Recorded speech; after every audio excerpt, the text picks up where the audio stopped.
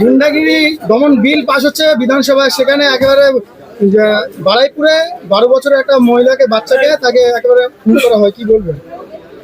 দেখুন, বিলটা এখনো কার্যকারী হয়নি, রাষ্ট্রপতি শাসন, রাষ্ট্রপতি সিগনেচার হবে তারপরে। তো যদিও এই বিলের আমি বিরোধিতা করেছি এই জন্যে যে এর আগে দেখেছি আমরা টাডা টাইপের ধরুন অনেক 2-3 রকম আইন এনেছিল, বলেছিল এই জনশৃঙ্খলাকে আটকানোর জন্য।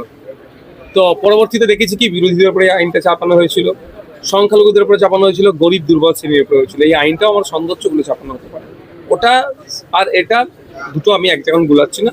বারুইপুরে যে ঘটনা ঘটেছে অত্যন্ত নিন্দাজনক ঘটনা।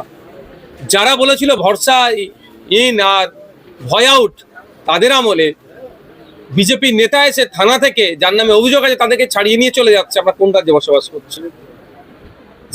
সেই কোনো না কোনো জায়গায় ঘুরে ফিরে এসে রেপ হয়ে গেলে বলতো লাভ অ্যাফেয়ার আছে, খদ্দের ধরছে, সেই জায়গায় কি আসছে? শরীর থাকলে যেমন একটু ব্যথা জট্টর আছে, একটু ওই ধরনের হচ্ছে, এইগুলো কি ঘুরিয়ে ফিরিয়ে আসছে?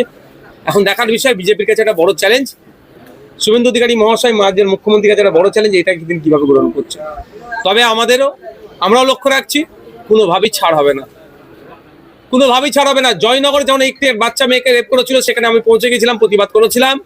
এখানেও আজকে মেয়েটির বাবার সাথে কথা হয়েছে আমার, আজকে যাওয়ার ছিল, বিশেষ কারণে আমি যেতে পারিনি, আমি আগামীতে যাচ্ছি। মেয়েটির বাবার সাথে, পরিবারের সাথে কথা হয়েছে আমার, যে এটাও কোনোভাবে ছাড় হবে না। যা আইনি পরিষেবা লাগবে সমস্তটা আমি দেবো, এটা ওনাদেরকে আমি কমিটমেন্ট করেছি।